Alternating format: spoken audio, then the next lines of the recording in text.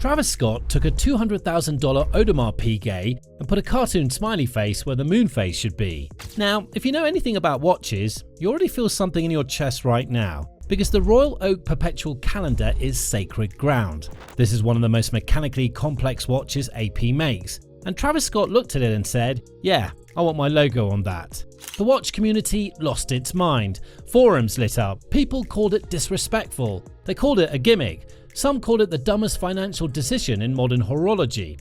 And then the watch started selling for over $600,000. So either everybody was wrong, or something fundamental just changed about how luxury watches work. Let's get into it. Before we talk about what Travis did, you need to understand what he did it to, because that's where the real tension lives. The Royal Oak Perpetual Calendar open-worked isn't just expensive, it's one of AP's crown jewels. Inside sits Caliber 5135, a self-winding movement that tracks the day, date, month, leap year and moon phase automatically. Once this thing is wound and set, it won't need a manual correction until the year 2100. Let that sink in. The engineering inside this watch will outlast you. It'll outlast your kids. The finishing alone, hand-polished bevels, internal angles, decorations you'll never see without a loupe, takes hundreds of hours. This is the kind of watch that puts Audemars Piguet in the Holy Trinity alongside Patek Philippe and Vacheron Constantin. This is what you don't mess with. So when AP announced they were collaborating with Travis Scott's Cactus Jack label, the collector world braced for impact. And honestly, we get it, because here's what happened to this watch. Travis replaced the classical moon phase with Cactus Jack's smiley face, the one with the sewn shut mouth. He swapped AP's refined typography for lettering based on his own handwriting. The day subdial hand reshaped into the Cactus Jack logo. The 22-karat gold oscillating weight cut to display his brand emblem. Even the caseback reads, "Utopia is a state of mind," a reference to his album. On paper, this should have been a disaster. And if you look at what normally happens when people customize high-end watches, you understand why everyone expected exactly that. Here's something a lot of people outside the watch world don't realize. Modifying a luxury watch doesn't just reduce its value, it can completely destroy it. Put aftermarket diamonds on a Rolex Daytona, and you can lose 30 to 40% of its value instantly. Get a custom PVD coating on a Nautilus, you might even lose more. Even swapping a dial, something most people would consider minor, can make a watch unsellable to any serious collector. And the brands enforce this hard. Rolex won't even service your watch if they find aftermarket parts inside. Warranty gone, service history gone. And in the eyes of the market, your investment is gone too.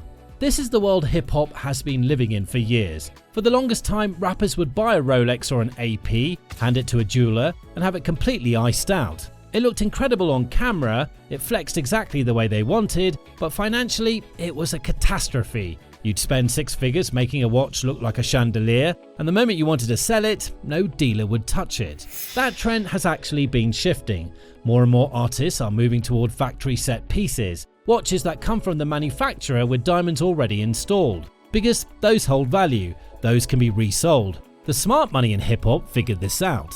So when Travis Scott's AP dropped, the assumption was obvious. He just did the celebrity customization thing again, but at a higher level. He took a masterpiece and made it about himself. Classic mistake, right? Except he didn't, and this is the part that changes the whole conversation.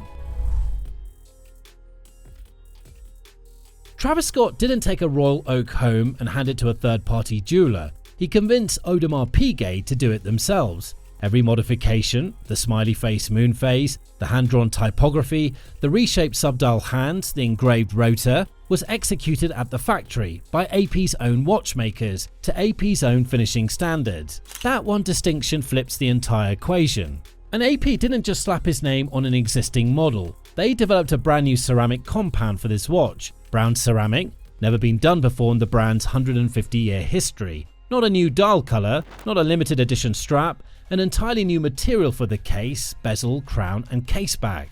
Think about what that means for a second. This isn't a celebrity endorsement. This is a legacy Swiss manufacturer going into their lab and creating something that didn't exist before because an artist asked for it. Limited to 200 pieces, retailing at $201,000. And here's the part that really matters. Beneath all the Cactus Jack branding, the movement is mechanically identical to the standard Royal Oak Perpetual Calendar. Same caliber, same beat rate, same 40-hour power reserve, same perpetual calendar that won't need correction until 2100. AP changed the watch's identity without touching its soul. So the purists who wanted to call this a gimmick, they're stuck, because the engineering is bulletproof and the market seems to agree.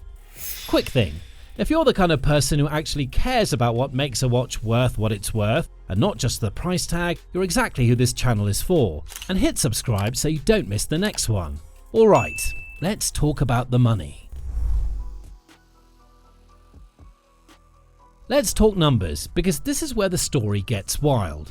Retail was $201,000. On the secondary market right now, these are trading between $540,000 and $665,000. That's roughly 3 times retail, for a watch that the collector community said would be worthless. How? Why? Because Travis Scott didn't just modify a watch, he accidentally, or maybe very intentionally, exposed a shift in what status actually means in luxury collecting. For decades, the formula was simple. Buy a Grail watch, keep it box fresh, never modify anything, store the original papers, wait for the value to climb. And that strategy works. It's how Nautiluses and Daytonas become alternative asset classes. It's safe, it's proven, and it's how most collectors still think. But here's the thing, when you're worth hundreds of millions of dollars, the ability to buy a watch isn't impressive. Anyone with a relationship at a boutique can get on a wait list. What you can't buy is the ability to get Audemars Piguet to break their own rules for you. That's a different kind of currency entirely, and that's what the Cactus Jack AP really represents. It's not a watch that says, I can afford this, it's a watch that says, I have enough cultural gravity to make one of the oldest watchmakers in the world do something they've never done. 200 pieces, his handwriting is on the dial, his logo is where the moon should be.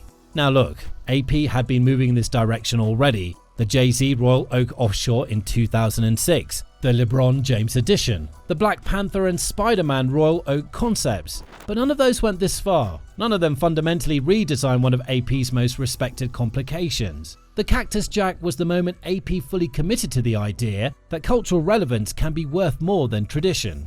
And the resale market said yes. So here's the real question. Is this a one-off, or is this the future? We think it's both. Not every celebrity collaboration is going to triple in value. Most won't. Most are lazy. A logo on a caseback, a signature on a dial, nothing that actually required the brand to innovate. Those will keep depreciating the way they always have. But the ones where there's genuine creative partnership, where the artist actually redesigns elements and the manufacturer commits to new engineering, those are going to be treated differently, not as watches, as cultural artifacts. That's the signal the Cactus Jack AP sends to every legacy brand in Switzerland. The old playbook, stay conservative, protect the archives, cater to traditional collectors, still works. Nobody's saying it doesn't. But there's now a parallel lane where breaking convention is worth more than playing it safe. And the next generation of collectors, the ones who grew up on streetwear and sneaker culture and drops, they're not going to collect the same way their fathers did. 20 years from now, we don't think the Cactus Jack Royal Oak will be remembered as the watch that broke the rules. We'll think it'll be remembered as the watch that proved the rules had already changed. And AP just had the guts to say it out loud. Now here's what's interesting. If Travis Scott represents one end of the spectrum, creative disruption, branding on a perpetual calendar, convincing a manufacturer to throw out the playbook, there's another hip-hop legend sitting at the complete opposite end. A guy whose collection is built on restraint, on vintage classics, on letting the watch speak entirely for itself. We're talking about someone who wears $50 G-Shocks alongside a $250,000 Audemars Piguet and one of the most underrated custom Rolexes in all of hip-hop. When you compare his approach to what Travis did, you get 2 completely different definitions of what it means to be a collector. We break down Eminem's full watch collection right here.